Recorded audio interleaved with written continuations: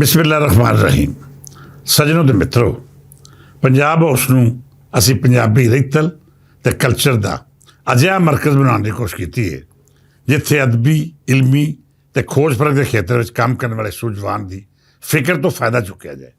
ਇਹਦੇ ਨਾਲ ਨਾਲ ਨਵੀਂ ਪੀੜ੍ਹੀ ਨੂੰ ਵੀ ਇਸ ਇਲਮੀ ਸਿਲਸਿਲੇ ਵਿੱਚ ਸ਼ਾਮਲ ਕੀਤਾ ਜਾਏ। ਇਹੋ ਵਜ੍ਹਾ ਹੈ ਕਿ ਅੱਜ ਪੰਜਾਬ ਹਾਊਸ ਇੱਕ ਗੈਰ ਸਰਕਾਰੀ ਅਤੇ ਗੈਰ ਮੁਨਾਫਾ ਬਖਸ਼ ਅਦਾਰਾ ਹੋਣ ਦੇ ਬਾਵਜੂਦ ਆਪਣੀ ਧਰਤੀ ਦੀ ਜੋ ਸੇਵਾ ਕਰ ਰਿਹਾ ਹੈ, ਰੱਬ ਦਾ ਸ਼ੁਕਰ ਹੈ ਕਿ ਉਹਦੀ ਮਿਸਾਲ ਕਿਸੇ ਹੋਰ ਥਾਂ ਨਹੀਂ ਲੱਭਦੀ। ਅਸੀਂ ਇੱਥੇ ਕਈ ਕਾਨਫਰੰਸਾਂ ਦੇ ਪ੍ਰੋਗਰਾਮ ਕਰਵਾਏ ਜਿਨ੍ਹਾਂ ਵਿੱਚ ਆਜ਼ਾਦੀ ਦੇ ਹਰ ਖੇਤਰ ਨਾਲ ਜੁੜਤ ਰੱਖਣ ਵਾਲੇ ਪੰਜਾਬੀ ਪਿਆਰਿਆਂ ਪਰ ਵਿਰਲਤ ਕਰਕੇ ਸਾਬਤ ਕੀਤਾ ਕਿ ਉਹਨਾਂ ਦਾ ਆਪਣੀ ਹੋਂਦ ਨਾਲ ਕਿੱਡਾ ਗੂੜਾ ਰਿਸ਼ਤਾ ਹੈ। ਇਹ ਗੱਲ ਆਪਣੀ ਥਾਵੇਂ ਬਿਲਕੁਲ ਦਰੁਸਤ ਹੈ ਕਿ ਜਿੰਨੀਆਂ ਜ਼ਿਆਦਾ ਬੈਠਕਾਂ, ਕਾਨਫਰੰਸਾਂ ਅਤੇ ਪ੍ਰੋਗਰਾਮ ਹੋਣਗੇ, ਪੰਜਾਬੀ ਨਾਲ ਰਿਸ਼ਤਾ ਓਨਾ ਹੀ ਗੂੜਾ ਹੋਵੇਗਾ।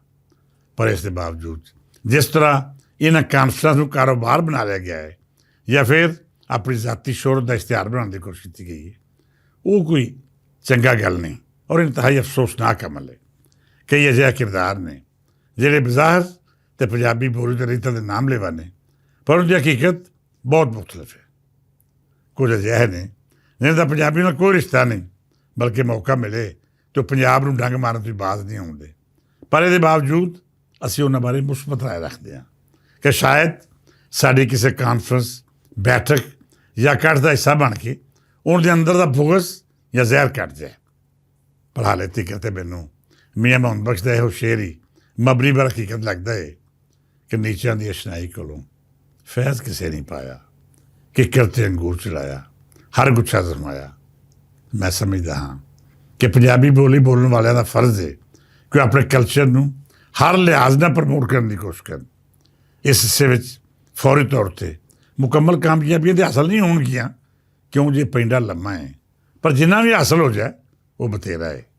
ਅਜਿਹੇ ਕਿਰਦਾਰਾਂ ਬਾਰੇ ਮਜ਼ੀਦ ਵੀ ਗੱਲਬਾਤ ਕਰਾਂਗੇ ਅਤੇ ਤੁਹਾਨੂੰ ਖੋਲ੍ਹ ਕੇ ਦੱਸਾਂਗੇ ਕਿ ਜਿਹੜੀ ਇੱਕ ਆਵਾਜ਼ ਚੱਲ ਰਹੀ ਹੈ ਜਿਹਦੇ ਵਿੱਚ ਪੰਜਾਬੀ ਰਹਿਤਲ ਨਾਲ ਜੁੜਤ ਰੱਖਣ ਵਾਲੇ ਵੱਡੇ ਨਾਵਾਂ ਦੇ ਮੋਢੇ ਉੱਤੇ ਸਵਾਰ ਹੋ ਕੇ ਕਮ ਜ਼ਰਫ ਅਤੇ ਛੋਟੇ ਲੋਕ ਆਪਣਾ ਕੱਦ ਵੱਡਾ ਕਰਨ ਦੀ ਕੋਸ਼ਿਸ਼ ਕਰਦੇ ਨੇ। ਬੜੀ ਹੱਦ ਤੱਕ ਇਹ ਵਾਰਦਾਤ ਪੰਜਾਬੀ ਬੋਲੀ ਨੂੰ ਨੁਕਸਾਨ ਪਹੁੰਚਾਉਣ ਦਾ ਸਬੱਬ ਬਣ ਰਹੀ ਹੈ। ਮੈਂ ਸਮਝਦਾ ਹਾਂ ਕਿ ਇਸ ਹਿੱਸੇ ਵਿੱਚ ਪੰਜਾਬੀ ਤਹਿਰੀਕ ਦੇ ਆਗੂਆਂ ਨੂੰ ਕੰਮ ਕਰਨਾ ਚਾਹੀਦਾ ਹੈ ਅਤੇ ਅਜਿਹੇ ਲੋਕਾਂ ਦੀ ਗਿੱਦੜ ਕੁੱਟ ਕਰਨੀ ਚਾਹੀਦੀ ਹੈ ਜਿਹੜੇ ਪੰਜਾਬੀ ਬੋਲੀ ਦੇ ਖਿਲਾਫ ਸਾਜ਼ਿਸ਼ਾਂ ਵੀ ਕਰਦੇ ਨੇ ਅਤੇ ਫਿਰ ਇਹਦੇ ਨਾਲ ਜੁੜਨ ਦਾ ਦਾਅਵਾ ਕਰਕੇ ਕਾਰੋਬਾਰੀ ਫਾਇਦੇ ਵੀ ਚੁੱਕਦੇ ਨੇ।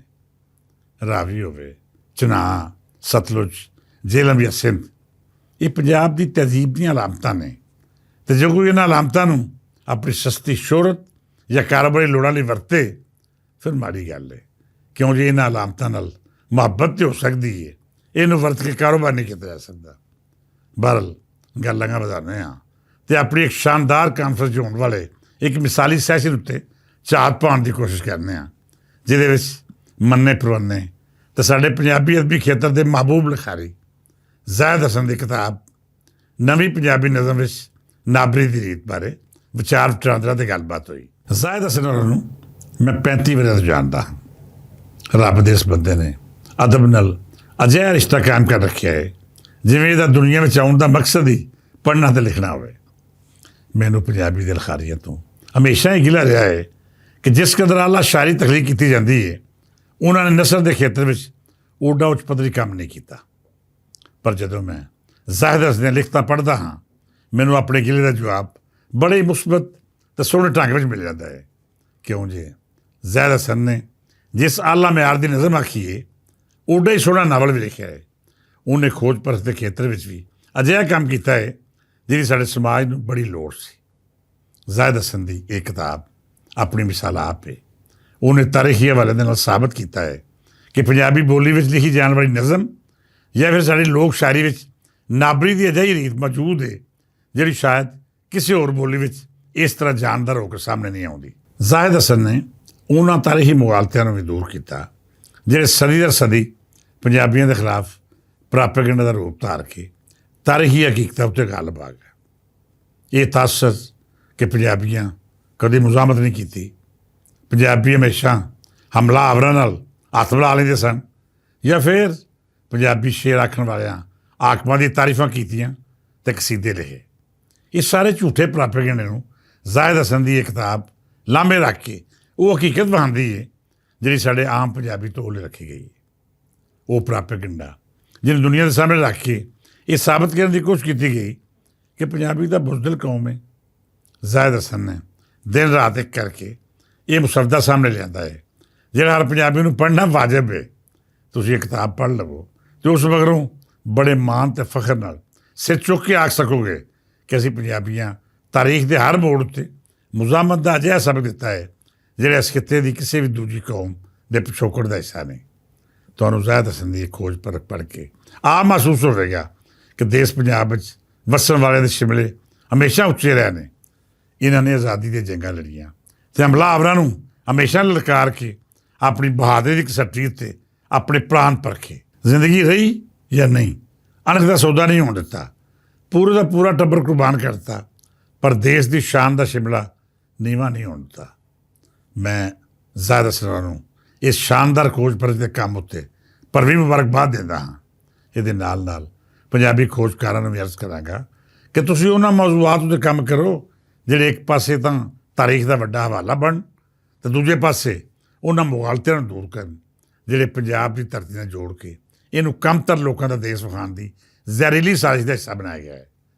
ਸਾਡੇ ਬਹੁਤ ਸਾਰੇ ਮਿੱਤਰ ਪਿਆਰੇ ਇਸ ਖੇਤਰ 'ਚ ਕੰਮ ਕਰ ਰਹੇ ਨੇ ਜਿਹਦੀ ਸਲਾਹ ਵੀ ਬਹੁਤ ਜ਼ਰੂਰੀ ਹੈ ਅਤੇ ਇਹਦੇ ਨਾਲ ਨਾਲ ਸਰਕਾਰੀ ਅਦਾਰਿਆਂ ਵਿੱਚ ਉਹਨਾਂ ਲਈ ਖਾਸ ਫੰਡਸ ਰੱਖ ਕੇ ਹੌਸਲਾ ਅਫਜ਼ਾਈ ਕਰਨਾ ਵੀ ਸਾਡੇ ਸਮਾਜ 'ਤੇ ਫਰਜ਼ ਹੈ। ਮਿੱਤਰ ਪਿਆਰਿਓ, ਪੰਜਾਬੀ ਬੋਲੀ ਉਦੋਂ ਹੀ ਤਰੱਕੀ ਕਰੇਗੀ ਜਦ ਇਹ ਸਾਰੇ ਰਲ ਮਿਲ ਕੇ ਇਹਦੀ ਵਕਾਲਤ ਕਰਾਂਗੇ।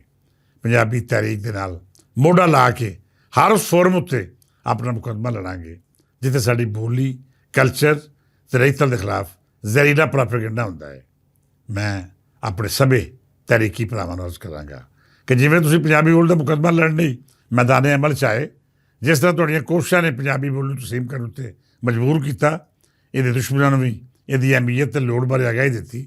ਹੁਣ ਇਕੱਲਾ ਹੋਰ ਬੋਲੋ ਆਪਣੀ ਬੋਲੀ ਲਈ ਇਕਮੁੱਠ ਹੋ ਕੇ ਆਪਣੇ ਆਪਣੇ ਹਲਕੇ ਦੇ ਮੁਨਤਖਬ ਨੁਮਾਇੰਦਿਆਂ ਨੂੰ ਮਜਬੂਰ ਕਰੋ ਕਿ ਉਹ ਸੂਬਾਈ ਅਤੇ ਮਰਕਜ਼ੀ ਅਸੈਂਬਲੀ ਵਿੱਚ ਦੇਸ਼ ਪੰਜਾਬ ਦੇ ਕਲਚਰ ਉੱਤੇ ਗੱਲ ਕਰਨ।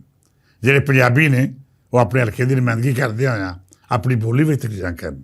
ਅਸੀਂ ਤੁਹਾਨੂੰ ਹਰ ਤਰ੍ਹਾਂ ਦਾ ਮਵਾਦ ਫਰਾਹਮ ਕਰਾਂਗੇ।